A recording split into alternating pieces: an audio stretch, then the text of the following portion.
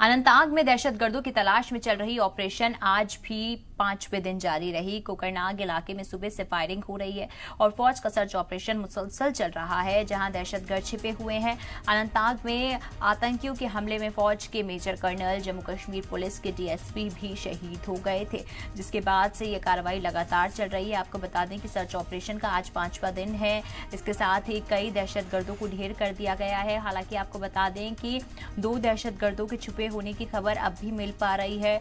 Drone के इस्तेमाल से यहाँ पर ये तमाम तस्वीरें साफ हो पा रही हैं। इसके साथ ही आपको बता दें कि ड्रोन ने भी अभी 2 लाशों को कैप्चर किया था, जिसमें से ये बात कही जा रही है कि एक लाश उस सैनिक की है जो कि पहली बार हुए हमले में शहीद हो गए थे और दूसरी लाश एक आतंकी की बताई जा रही है।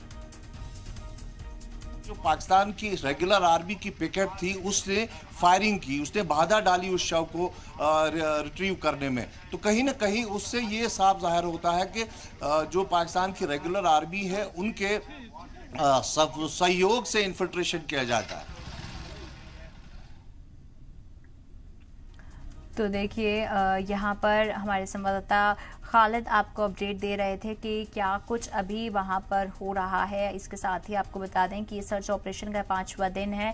5वें दिन भी लगातार सर्च ऑपरेशन चलाया जा रहा है, क्योंकि अभी तक 2 आतंकी ऐसे हैं जो भागने में कामयाब होते जा रहे हैं। हालांकि देखिए सर्च ऑपरेशन के दौरान उन पर कड़ा पहरा है, कहीं भी वो बच निकलने में कामयाब नहीं हो सकते। वो कुछ वक्त तक छिप सकते हैं पर भागने में वो पूरी तरीके से कामयाब नहीं हो सकते। तो देखिए अनंतनाग में सर्च ऑपरेशन का 5वां दिन है।